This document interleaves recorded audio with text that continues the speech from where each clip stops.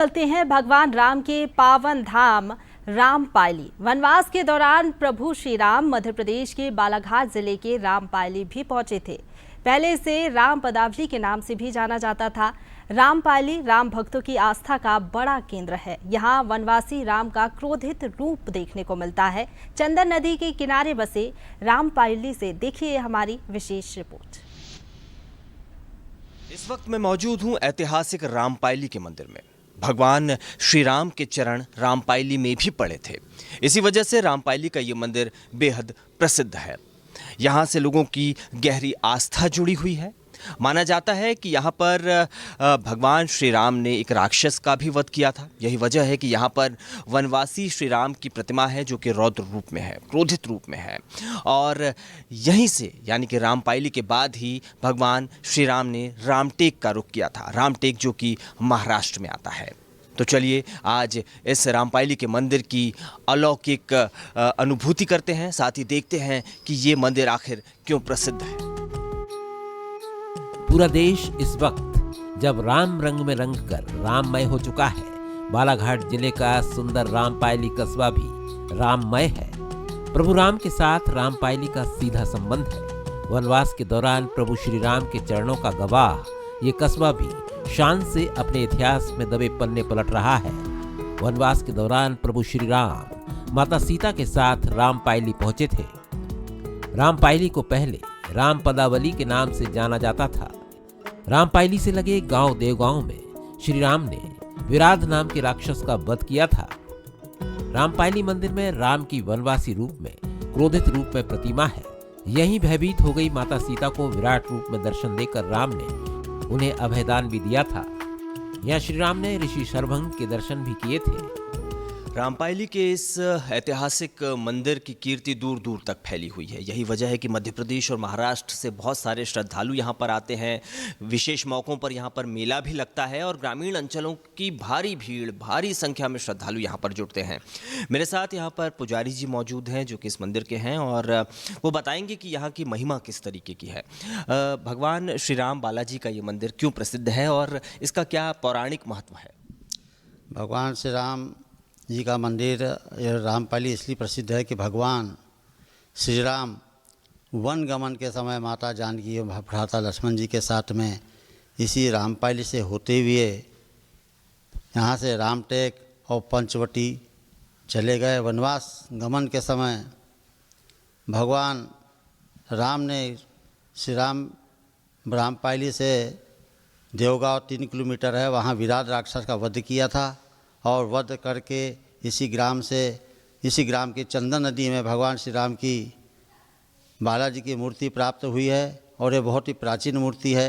रामटेक का नाम इसलिए पड़ा कि प्रण किया कि मैं इस धरती को राक्षसों से विहीन कर दूंगा, इस प्रकार का।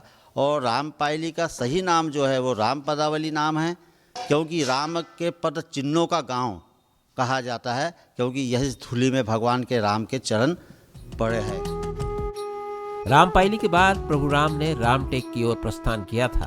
रामपायली और रामटेक के बीच करीब 100 किलोमीटर की दूरी है। रामटेक भी राम भक्तों की आस्था का बड़ा केंद्र है। कहा जाता है कि यहाँ श्री राम अगस्त्य ऋषि से मिले थे। रामपायली मंदिर की बात करें तो यहाँ श्री राम बालाजी की प्रतिमा 16वीं सदी की है, जो पास में कलकल बहती चंदन नदी से निकली है। नदी में मूर्ति होने की बात किसी भक्त को सपने में आई थी। यहाँ पर 1885 का रेत का शिवलिंग भी है, जो अपने आप में कुदरत का करिश्मा है। रेत जहाँ मुट्ठी में पल भर भी नहीं ठहरती, वहीं रेत के इस शिवलिंग का आकार बढ़ता ही जा रहा है। तो चंदन नदी के किनारे ये रामपायली कस्बा बसा हुआ है और जैसा यहाँ की मान्यता है कि चंदन नदी से ही भगवान राम बालाजी की मूर्ति प्रकट हुई थी, जिसे इस मंदिर में स्थापित किया गया। और भी चमत्कार यहाँ पर हैं, ये आप देख सकते हैं, बालू से बना हुआ शिवलिंग है। 1885 में ये शिवलिंग प्रकट हुआ था और ये बड़ी अद्भुत सी घटना है कि ये बालू के बने हुए शिवलिंग हैं और जब इन्हें पानी से जैसा कि स्नान कराया जाता है तो ये शिवलिंग चमकता है, ऐसा पुजारी जी ने भी अभी बताया। और बहुत ही यहाँ की सकारात्मक ऊर्जा है, यहाँ पर बहुत अलौकिक अनुभूति हो रही है और भगवान राम बालाजी का ये मंदिर कई मायनों में बेहद खास है। मंदिर में ऐसे झरोखे बने हैं जिनसे सूर्योदय के समय सूरज की पहली किरण भगवान श्री राम बालाजी के चरणों में पड़ती है। मान्यता है कि मंदिर इतना सिद्ध स्थल है कि स्वयं भगवान सूर्य देव भी उदय होने पर सबसे पहले प्रभु श्री राम के चरण स्पर्श करते हैं। श्री राम बालाजी मंदिर में ही पूर्वमुखी हनुमान भी हैं, जो नृत्य करती मुद्रा में है। माना जाता है कि हनुमान जी का एक पैर पाताल में है। सैकड़ों फीट तक यहाँ लोगों ने खुदाई भी कर दी, लेकिन पैर का छोर नहीं मिला।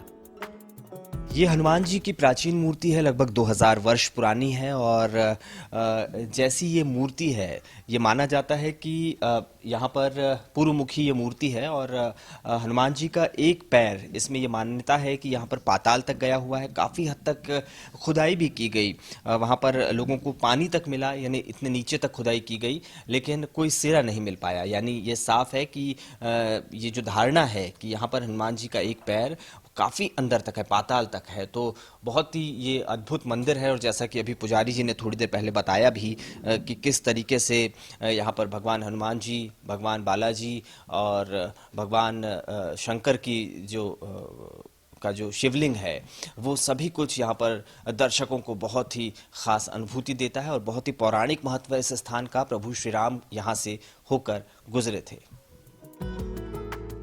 श्री राम मंदिर रामपायली की कीर्ति दूर दूर तक है। वनवास के दौरान पड़े प्रभु के चरण आज भी इस अंचल पर विशेष कृपा बनाए हुए हैं। यहाँ कार्तिक पूर्णिमा के अलावा साल भर श्रद्धालुओं का तांता लगा रहता है। चंदन नदी के तट पर बसा ये रामपायली कस्बा बहुत दिव्य धाम है। मेरे ठीक पीछे आप नदी देख पा रहे हैं और इसी कस्बे से होकर प्रभु श्री राम यहाँ से गए थे माता सीता के साथ। यहाँ पर उन्होंने विराध राक्षस का वध किया था और यहीं पर वो ऋषि शरभंग से मिले थे। इसके बाद जब वो रामटेक गए तो रामटेक में वो ऋषि अगस्त्य से मिले थे। तो बहुत ही ये जो पूरा पौराणिक महत्व है इस स्थल का, वो लोगों को आकर्षित करता है। उनकी भक्ति का केंद्र है, उनकी आस्था का केंद्र है। यही वजह है कि जब अयोध्या में भगवान श्री राम के प्राण प्रतिष्ठा हो रही है तो रामपायली, जिसका पुराना नाम राम पदावली है, यहाँ पर भी हर्ष और आस्था का संगम हम देख पा रहे हैं। कैमरामैन शंकर बागड़े के साथ निशांत बिसेन, बंसल न्यूज़, रामपायली।